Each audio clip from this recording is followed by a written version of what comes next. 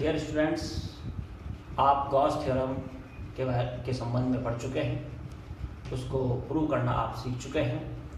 अब Gauss theorem के कहाँ यूज़ होते हैं, इसके प्रयोगों के बारे में आपसे चर्चा करनी है। इसका जो प्रथम प्रयोग है वो है किसी अनंत लंबाई के सीधे आवेशित तार के कारण उसके निकट किसी बिंदु पर विद्युत क्षेत्र की तीव्रता ज्ञात करने में। अर्थात एक अनंत लंबाई का सीधा आवेशित तार लेना है जिसकी लंबाई अनंत हो और उसके निकट किसी बिंदु पर विद्युत क्षेत्र की तीव्रता ज्ञात करनी है। तो ऐसा करने के लिए हम गॉस की थ्योरम का यूज करते हैं। किस प्रकार से करते हैं ये आपको समझना है। देखिए, मान लिया ये एक अनंत लंबाई का आवेशित तार है जिस पर धन आवेश है, लंबाई इसकी अनंत है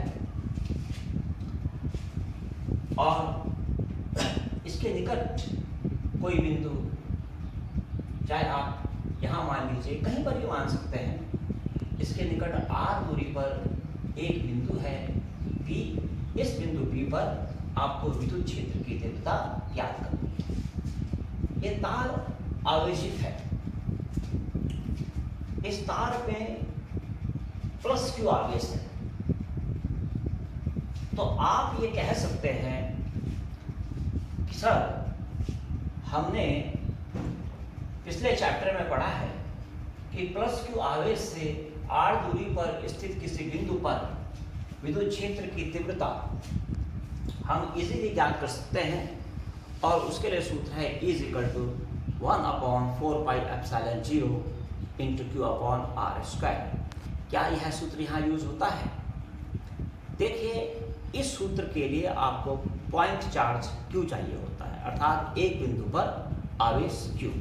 क्या यहाँ इस तार पर यह आवेश एक बिंदु पर है? नहीं, ये आवेश पूरे तार में वितरित है। इस बिंदु पर कोई आवेश नहीं है, तो इसलिए E = 1/4πε0 Q/r² का सूत्र हम यहाँ नहीं लगा सकते हैं। इस डेरिवेशन में आपको एक बात और आपको यूज करनी है। यहाँ हम एक शब्द का प्रयोग करते हैं आवेश घनत्व का। आवेश घनत्व, जैसे ये एक सीधा तार है तो इसमें हम इसको रेखीय आवेश घनत्व का नाम दे सकते हैं। रेखीय आवेश घनत्व को लैम्डा से रिप्रेजेंट करते हैं, कहीं कहीं पर इसको सिग्मा से भी रिप्रेजेंट किया गया है। तो जो ऐसा किया गया है तो वो भी सही है और लैम्डा तो सही है। रेखीय आवेश घनत्व का मतलब क्या होता है?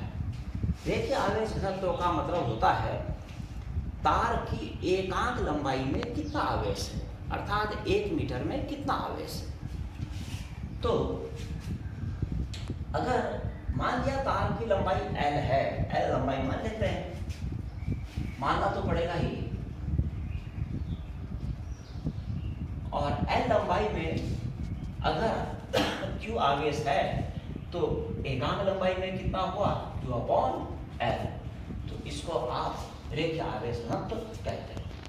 अब हमें क्या करना है? अब हमें बिंदु P पर विद्युत क्षेत्र की तीव्रता ज्ञात करने के लिए सर्वप्रथम एक गाउसियन पृष्ठ की कल्पना करनी पड़ती है। अब गाउसियन पृष्ठ क्या होता है? एक काल्पनिक पृष्ठ है जिस पृष्ठ के सरफेस पर ऐसे सभी बिंदु आ जाएं जिनकी दूरी इस तार से r। अब आप सोचिए कि जैसे यहाँ r दूरी है, इस तरफ भी r दूरी होगी। मैं जैसे ये मान लिया एक लंबा तार है, इधर r दूरी है, इधर r दूरी है, इधर r दूरी, आप हर तरफ r दूरी मानते चलिए और ऐसे ही आप ऊपर मानिए, कहीं पर भी वो r दूरी हो सकती है। P बिंदु कोई निश्चित थोड़ी है, P तो कहीं भी हो सकता है, बस इससे R दूरी पर। तो आप सोचिए, अगर ऐसे आप एक पृष्ठ की कल्पना करते हैं तो पृष्ठ कुछ इस तरह का आएगा, वो R दूरी करके एक ऐसी आकृति प्राप्त होगी, और आप समझ सकते हैं कि यह आकृति सिलेंडर है, यानी कि बेलन।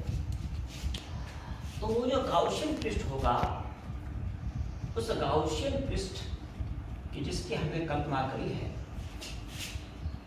वो वास्तव में एक बेलन ही हो सकता है, क्योंकि बेलन के सरफेस पर स्थित हर बिंदु ही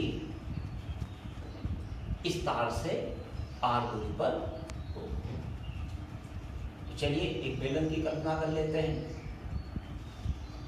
ये हमने एक बेलन की कल्पना कर ली, तार का L भाग ले रखा है। अब ये आपका गाउसियन पृष्ठ हो गया। अब इस गाउसियन पृष्ठ पर वैद्युत क्षेत्र की तीव्रता की दिशा कहाँ होगी? अच्छा हाँ, एक बात और, फिजिक्स में जो गाउसियन पृष्ठ होने चाहिए वो सममित होने चाहिए, तब आप इसका यूज कर पाते हो। असीमित या असिमेट्रिकल गाउसियन सरफेस में आप उनका ज़्यादा यूज फिलहाल हमारे पास नहीं है। अब सममित का मतलब क्या हुआ? जैसे ये गाउसियन पृष्ठ एक सममित मैं कह रहा हूँ सममित गाउसियन पृष्ठ है, अर्थात आप देख सकते हैं कि यहाँ से इसके, अगर आप यहाँ से इसके हर बिंदु की दूरी देखें तो समान आएगी। यहाँ R, यहाँ R, यहाँ R, यहाँ R, यहाँ R, इधर R, इधर R, इधर R, तो एक सममित गाउसियन पृष्ठ है। अब इस प्लस क्यू आवेश का जो तार है, इसमें आवेश वितरित है। इस आवेश के कारण विद्युत क्षेत्र की तीव्रता की दिशा कहाँ होगी? अगर आप यहाँ स्थित आवेश के कारण कहें तो विद्युत क्षेत्र की तीव्रता की दिशा ये होगी, यहाँ के कारण कहें तो विद्युत क्षेत्र की तीव्रता की दिशा ये होगी, और ऐसे ही इस बिंदु के कारण, यहाँ स्थित आवेश के कारण विद्युत क्षेत्र की तीव्रता की दिशा यहाँ होगी। अगर आप इस तरफ निकालना चाहें तो विद्युत क्षेत्र की तीव्रता की दिशा यह है। ऐसे ही अन्य दिशाएं हम बना सकते हैं। अगर आप कहें यहाँ विद्युत क्षेत्र की तीव्रता की दिशा कहाँ है, तो हम बोलेंगे यहाँ भी विद्युत क्षेत्र की तीव्रता की दिशा इधर ही है। यहाँ विद्युत क्षेत्र की तीव्रता की दिशा कहाँ है, तो उधर भी विद्युत क्षेत्र की तीव्रता की दिशा इधर ही है। तो ये आपकी समझ में बात आ चुकी है। अब सर्वप्रथम किया क्या जाता है, हम इसमें हमको इसमें यही लिखना होता है कि एक आवेशित तार है, उसके निकट R दूरी पर कोई बिंदु P है जिस पर विद्युत क्षेत्र की तीव्रता ज्ञात करनी है, और विद्युत क्षेत्र की तीव्रता ज्ञात करने के लिए हम R त्रिज्या का एक बेलन लेते हैं, जो कि एक गाउसियन पृष्ठ है, और विद्युत क्षेत्र की तीव्रता की दिशा इस गाउसियन पृष्ठ पर इसके जो आपका तार है, तार के लंबवत बाहर की ओर होती है। इतना तो पहले आपको थ्योरी में दिखना ही है। उसके पश्चात अब अगर आप यहाँ ध्यान से देखें तो इस गाउसियन पृष्ठ में तीन आपको सरफेस दिखाई देंगे, तीन आपको पृष्ठ दिखाई देंगे। एक आपको ये वक्र पृष्ठ दिखाई देगा, एक ये आपको समतल पृष्ठ दिखाई देगा, और एक आपको नीचे समतल पृष्ठ दिखाई देगा। अर्थात मैंने कहा कि इस बेलनाकार गाउसियन पृष्ठ के तीन पृष्ठ हैं, एक वक्र पृष्ठ और दो समतल पृष्ठ। अगर आप इस वक्र पृष्ठ का कुल क्षेत्रफल S1 ले लें, समतल पृष्ठ में इसका क्षेत्रफल S2 ले लें, और इसका क्षेत्रफल S2 ले लें, तो ठीक है, हमने कुल क्षेत्रफल लिया, S3 ले लिया। चलो, वैसे S2 और S3 बराबर होंगे, बेलन है, लेकिन चलो हमने इसको अलग अलग मान लिया। तो ऐसी स्थिति में सर्वप्रथम हम बात करते हैं कि इस सतह जो ये आपका पूरा S1 पृष्ठ है, जो कि इसका वक्र पृष्ठ है, इस वक्र पृष्ठ से गुजरने वाला कितना वैद्युत फ्लक्स होगा, अर्थात कितनी वैद्युत बल रेखाएं इस वक्र पृष्ठ से गुजरेंगी, इधर और इधर, उधर और इधर, हर दिशा में। फिर हम निकालेंगे कि इस पृष्ठ से, जो ये समतल पृष्ठ है, इस समतल पृष्ठ से होकर कितनी वैद्युत बल रेखाएं गुजर रही हैं, अर्थात आपको ये समझना है कि कितनी इस समतल पृष्ठ से कितना वैद्युत फ्लक्स गुजरता है। ऐसे ही फिर S3 के साथ निकालेंगे, फिर इस गॉसियन पृष्ठ से गुजरने वाला कुल वैद्युत फ्लक्स निकाल लेंगे। उसके लिए उन तीनों को हम ऐड कर देंगे, प्लस कर देंगे। तो चलिए स्टार्ट करते हैं। थ्योरी थोड़ा सा लिखनी होगी आपको, तो चलिए स्टार्ट करते हैं। सर्वप्रथम हम क्या करते हैं, हम S1 का एक लघु पृष्ठ DS1 मानते हैं, और इस DS1 में वैद्युत क्षेत्र की तीव्रता की दिशा तो आपको दिख ही रही है। अगर आप जरा ध्यान से देखें तो आपको बहुत अच्छी तरह से मालूम है कि किसी क्षेत्रफल का, किसी एरिया का लघु आप ds से रिप्रेजेंट करते हैं। अगर क्षेत्रफल S है तो उसका लघु पृष्ठ क्षेत्रफल आप ds करते हैं। चलो मान लिया यहाँ पर इसका लघु पृष्ठ क्षेत्रफल ds1 है, और ये क्षेत्रफल सदिश राशि होती है, आपको बहुत अच्छी तरह से मालूम है, और इसकी दिशा क्षेत्रफल के लंबवत बाहर की ओर होती है। अब जरा आप ध्यान से देखिए तो आप पाएंगे कि इस बिंदु P पर क्षेत्रफल सदिश ds1 और वैद्युत क्षेत्र की तीव्रता E दोनों एक ही दिशा में है। ds1 इस वजह से क्योंकि क्षेत्रफल सदिश की दिशा जो पृष्ठ है उसके लंबवत भार की ओर होती है, और जो विद्युत क्षेत्र की तीव्रता है उसकी दिशा भी लंबवत भार की ओर ही आ रही है। तो अब हम इसको चेक करते हैं। हम लिखेंगे S1 के लघु पृष्ठ DS1 और वैद्युत क्षेत्र की तीव्रता E के बीच का कोण बराबर 0 अंश। इसलिए S1 से, चलो पहले DS1 निकाल देते हैं। इसलिए DS1 से गुजरने वाला कुल वैद्युत फ्लक्स, तो DS1 इस लघु पृष्ठ से गुजरने वाला कुल वैद्युत फ्लक्स d∅1 होगा, और इसका मान E.ds1 होता है, यह आप पढ़ चुके हैं, और इसको हम E/ds1 cos थीटा से रिप्रेजेंट कर सकते हैं।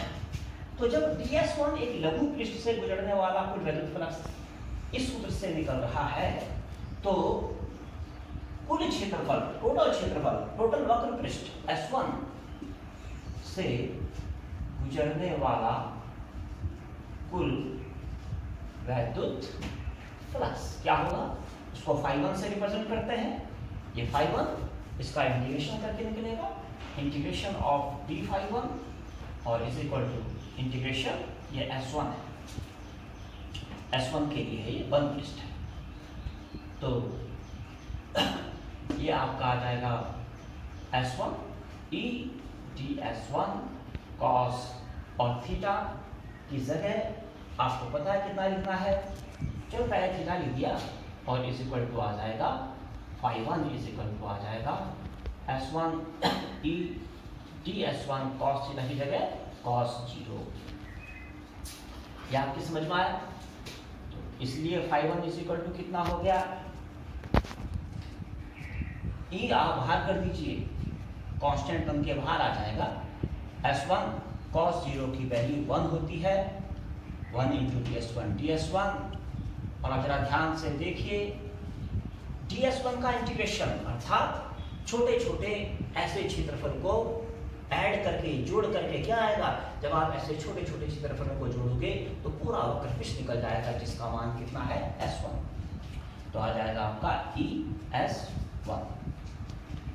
ये आपकी समझ में आ गया इतना। ये हो गया आपका समीकरण नंबर 1। अच्छा, अब हम क्या करते हैं, अब इसी प्रकार से H2 का लघु पृष्ठ लेते हैं। इसके लिए काम खत्म, अब सपाट पृष्ठों के लिए बात आ जाती है। अब लिखेंगे, देखिए इधर H2 के लघु पृष्ठ TS2 और वैद्युत क्षेत्र की तीव्रता के बीच का कोण। जरा देखिए यहाँ कितना आता है बीच का कोण।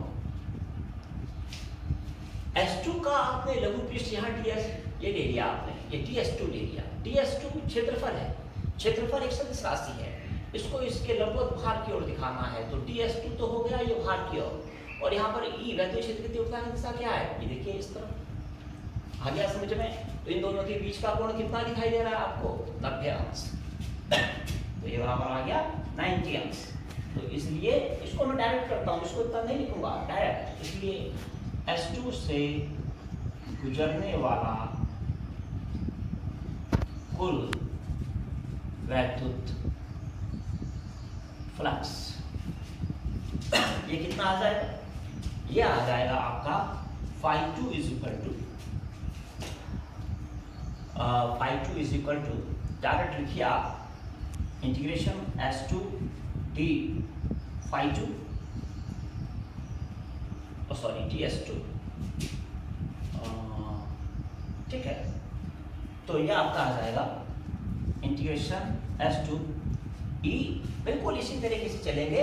यहाँ आ जाएगा E DS1 की जगह DS2 cos थीटा, थीटा की जगह 90 अंश। तो कितना आ जाएगा E DS2 cos 90, और cos 90 की वैल्यू कितनी होती है 0, तो 0 से कहीं भी मल्टीप्लाई होगा तो 0।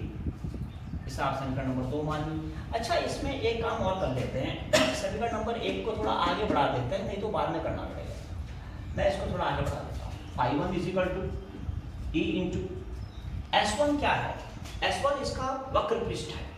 ये एक बेलन है, एक सिलेंडर है जिसकी त्रिज्या r है और जिसकी ऊंचाई l है। तो बेलन का वक्र पृष्ठ होता है 2πrh, यहाँ लगेगा 2πrl। इसको मैं समीकरण नंबर 1 मान लेता हूँ। तो समीकरण नंबर 1 से आपने phi1 निकाला, समीकरण नंबर 2 से आपने phi2 निकाला। इसी प्रकार से S3 से गुजरने वाला कुल वैद्युत फ्लक्स यह आ जाएगा phi3 is equal to integration S3 d phi3, और इसकी वैल्यू फिर वही तरीका सेम, क्योंकि यहाँ पर हम इसका एक लघु पृष्ठ मानेंगे और क्योंकि पूरा क्षेत्रफल S3 है तो इसका एक लघु पृष्ठ क्या मानोगे आप, DS3। DS3 की दिशा नीचे, E की दिशा इधर, बीच का कोण 90 अंश। तो इसको लिखा जाएगा E बिल्कुल सेम इसी तरीके से, देखिए d phi3 सेम इसी से आगे बढ़ रहे हैं हम, बार बार एक चीज नहीं लिख रहे हैं। तो यह आ जाएगा E और D S3 cos 90, और cos 90 की वैल्यू फिर 0, तो ये आपका आ गया phi3 आ गया 0। अब आगे चलते हैं। इसके बाद तो हमने अब क्या करना है, अब पूरे गाउसियन पृष्ठ से गुजरने वाला कुल वैद्युत फ्लक्स, इसलिए गाउसियन पृष्ठ से गुजरने वाला कुल वैद्युत flux phi is equal to, सब प्लस कर देंगे, phi1 plus phi2 plus phi3। जरा देखिए आप इधर ध्यान से, आप देख रहे हैं यहाँ से गुजरने वाला phi1, इधर से गुजरने वाला phi2, इधर से गुजरने वाला phi3। कौन गुजर रही है, वैद्युत बल रेखाएं, तो कुल कितनी गुजर रही है, सबको प्लस कर दीजिए। तो phi इज इक्वल टू आ जाएगा phi1 की जगह E इंटू 2πrl प्लस 0, तो phi की वैल्यू आ गई E into 2πrl। This is equation number 4। ये आपकी समझ में बात इतनी आ गई।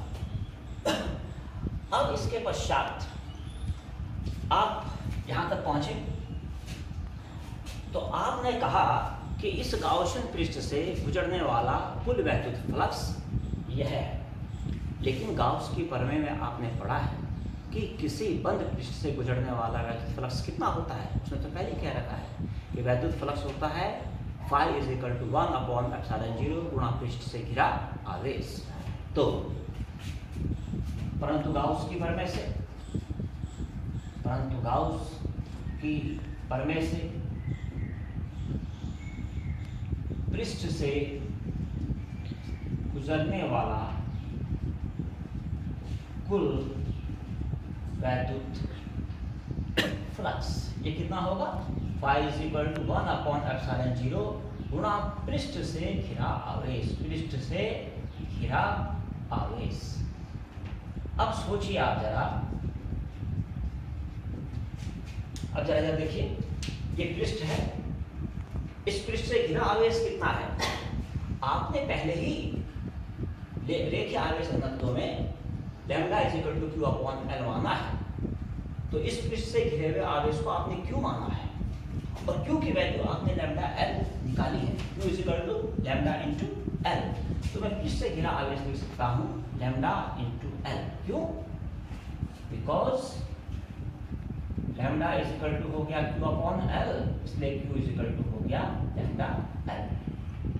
तो ये आपने पहले प्राप्त कर रखा है। तो एक तरीके से, एक विधि से आपने कुल वैद्युत फ्लक्स ये निकाला, दूसरी विधि से अर्थात गाउस के प्रमेय से कुल वैद्युत फ्लक्स कितना है। कौन सा सही है? दोनों ही सही है, ये भी सही है, ये भी सही है, दोनों का आपस में बराबर कर दीजिए। इसलिए 4 और 5 से, जरा एक सेकंड, जरा थोड़ा पेन, 4 और 5 से क्या है देखिए, E into 2πRL is equal to 1/ε0 into lambda L। ये आपको दिख रहा होगा लैम्डा L, ठीक। तो इसमें आप L से L कैंसिल कीजिए, तो E की वैल्यू कितनी आएगी, 1/2π, यहाँ रखिए 2πε0 और इंटू लैम्डा है ही और अपॉन आर नीचे, तो E is equal to 1/2πε0 into lambda upon are.